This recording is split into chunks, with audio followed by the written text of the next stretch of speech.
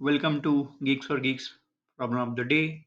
We are going to solve largest sum subarray of size k. Okay, we are given size n, an array of that size n, and a k, and we have to find the maximum subarray of this size. Okay, and with the given catch that array size will be always at least k or more than k. Okay, so we'll begin with what will create some variables. This mx which will store the current sum, s will store the sum which will be traversing, and a result to output the result obviously. And currently I will store int minimum, int min over here, which is in Python float minus infinity. Okay, now I'll traverse through the array. Okay, using n, and we will keep adding the array elements in the given current sum. Now we'll check if I is current index is greater than equal to k.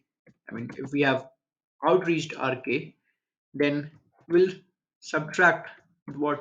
Subtract previous number. Okay, and then we will store the maximum out of three things. First is 0, or the previous number, or sum of previous number, or current max.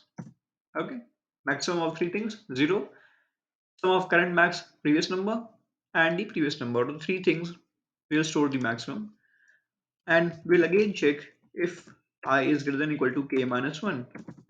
If current I is greater than k minus 1, which means we have reached what? We have reached kth position. Okay, we have already reached kth position. So earlier was to check if we have outreached, and here we are checking if we have reached k.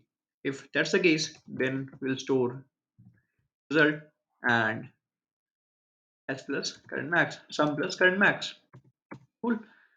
Now we'll just return our result, and it should do the job. Let me submit it for you.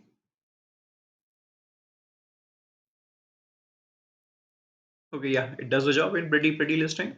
So I hope you enjoyed. Thank you. Have a nice day.